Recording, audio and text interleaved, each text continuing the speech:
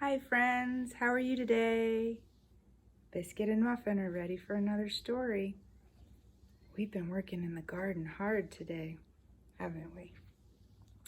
I want to say a quick shout out to Joy and Elena and Cameron, Elizabeth, Betty, and Caroline, and Graham and Vikram and Monty, and Hayden and Holden, Naheel and Henry and Camden, and a special shout out to Noemi across the street, and to my friend Cash, who lives in Colorado.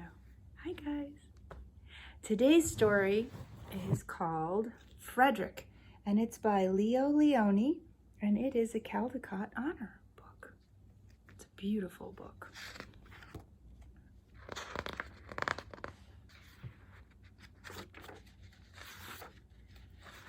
Frederick. All along the meadow, where the cows grazed and the horses ran, there was an old stone wall. Pretty. In that wall, not far from the barn and the granary, a chatty family of field mice had their home. How many mice are there? Can you count them?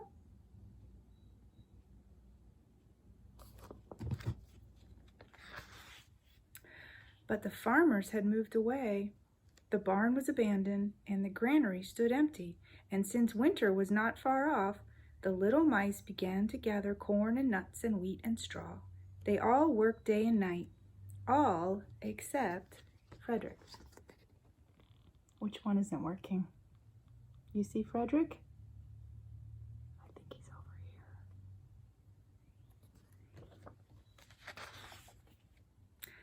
Frederick, why don't you work? They asked. I do work, said Frederick. I gather sun rays from the cold, dark winter days.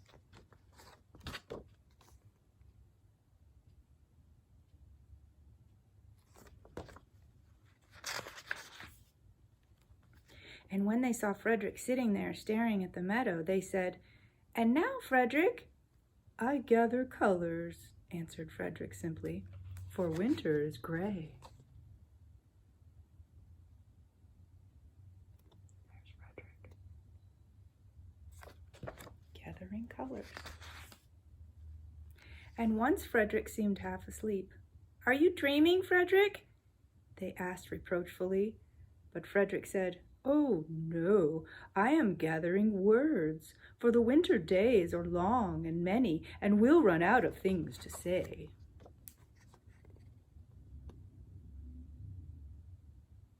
Gathering words. What could he mean? The winter days came, and when the first snow fell, the 5 little field mice took to their hideout in the stones. Down comes the snow.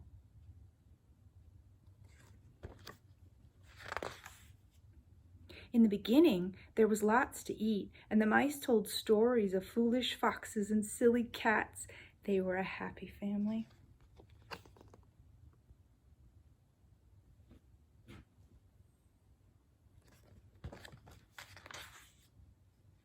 But little by little, they had nibbled up most of the nuts and berries, and the straw was all gone, and the corn was only a memory. It was cold in the wall, and no one felt like chatting.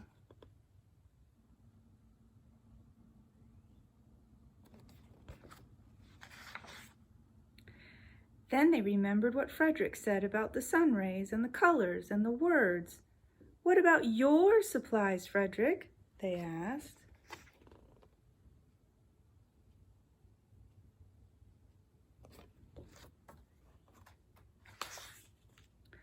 Close your eyes, said Frederick as he climbed on a big stone.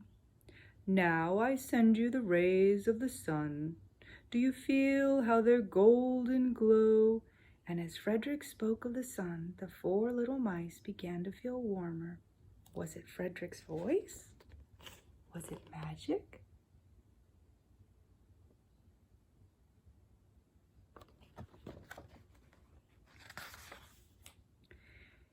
And how about the colors, Frederick? They asked anxiously. Close your eyes again, Frederick said, and when he told them of the blue periwinkles and the red poppies in the yellow wheat and the green leaves of the berry bush, they saw the colors as clearly as if they had been painted in their minds.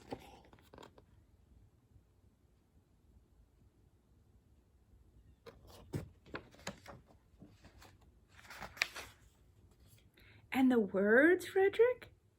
Frederick cleared his throat, waited a moment, and then, as if from a stage, he said, "Who scatters snowflakes? Who melts the ice?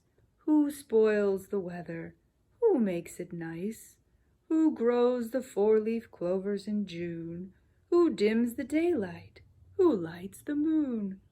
4 little field mice who live in the sky, 4 little field mice like you and I.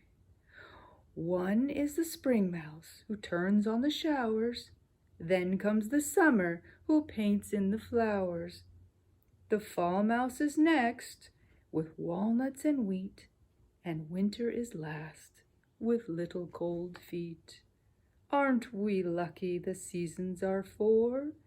Think of a year with 1 less or 1 more." When Frederick had finished, they all applauded. "But Frederick," they said, "you are a poet." Frederick blushed, took a bow, and said shyly, "I know it." He's giving them a beautiful poem. Did you know you can paint a picture with words?